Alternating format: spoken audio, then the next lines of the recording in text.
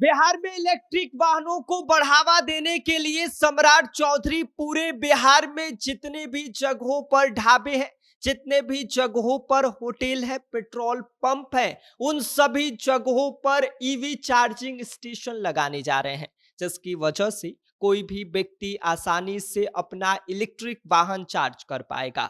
उसे इधर उधर भटकने की जरूरत नहीं पड़ेगी। ऐसे में सवाल ये उठ रहा है कि आखिर यह सब कैसे होगा। तो इसके बारे में आगे हम आपको सब कुछ विस्तार से बताएंगे और यह समझाएंगे कि कैसे इलेक्ट्रिक वाहन को बढ़ावा देने के लिए सम्राट चौधरी पूरे बिहार में एक ऐसी पहल करने जा रहे हैं जो क्रांति लाने का काम करेगा। बताएंगे सब कुछ, लेकिन उससे पहले नमस्कार। मेरा नाम विष्णु है और आप देख रहे हैं जनता जंक्शन। आपको बता दें कि इसको लेकर सम्राट चौधरी और परिवहन विभाग की तरफ से लगभग तैयारियां पूरी कर ली गई हैं। बड़े बड़े मोटर वाहन कंपनियों और पेट्रोलियम कंपनियों के प्रतिनिधियों के साथ एक बैठक भी पूरी हो चुकी है। इस बैठक में सबसे बड़ा फोकस इस बात पर रखा गया कि बिहार में किन किन इलाकों में सबसे पहले ईवी चार्जिंग स्टेशन लगाए जाएंगे ताकि लोगों को सीधा फायदा मिल सके। क्योंकि सरकार का प्लान बिल्कुल क्लियर है।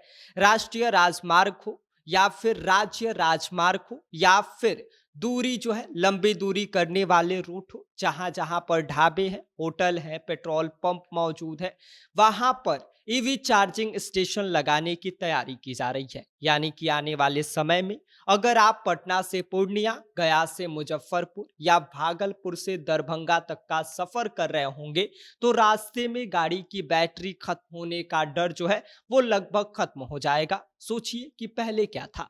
जो इलेक्ट्रिक वाहन है वो खरीदने से पहले लोग 100 बार सोचते थे कि साहब कहीं बीच में ही गाड़ी बंद हो गई, बैटरी खत्म हो गया तो चार्ज हम कहां से करेंगे। लेकिन अब सरकार उसी डर को खत्म करने की तैयारी कर रही है, क्योंकि अब अगर आप ढाबे पर रुके, चाय पिए, खाना खाए, तब तक उतनी देर में आपकी गाड़ी चार्ज हो जाएगी। मतलब सफर भी आरामदायक और टेंशन भी खत्म।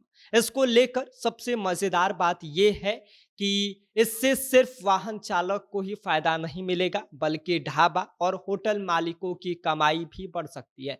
क्योंकि जहां जहां पर ईवी चार्जिंग स्टेशन होगा वहां पर लोग रुकेंगे और वहां उनके रुकने की वजह से, चाय पानी करने की वजह से जो होटल हैं, ढाबे हैं, उनका बिजनेस बढ़ेगा और ग्राहकों की संख्या भी इससे बढ़ने का ज्यादातर अनुमान है। अब जरा इस पूरे प्लान के दूसरे बड़े फायदे को समझ लीजिए।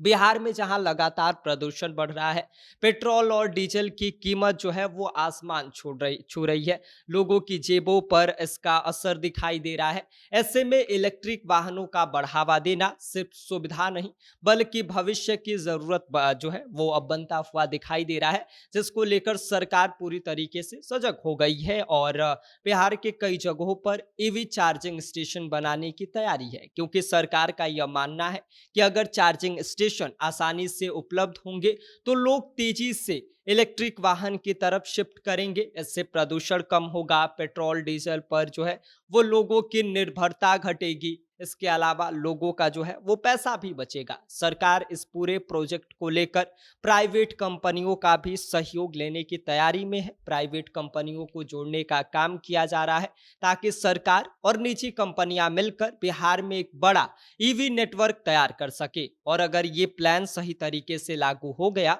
तो आने वाले कुछ सालों में बिहार की जो है वो उन राज्यों की लिस्ट में शामिल हो जाएगा जहां इलेक्ट्रिक वाहनों का इस्तेमाल तेजी से बढ़ रहा है। यानी कि साफ है कि सम्राट चौधरी का यह कदम सिर्फ चार्जिंग स्टेशन लगाने तक सीमित नहीं है, ये बिहार के ट्रांसपोर्ट सिस्टम को बदलने की शुरुआत है। ऐसे में यह एक ऐसी शुरुआत जहां सफर जो है वो सस्ता होगा, प्रदूषण कम होगा और बिहार तकनीकी के मामलों में एक नई रफ्तार पकड़ता हुआ नजर आएगा।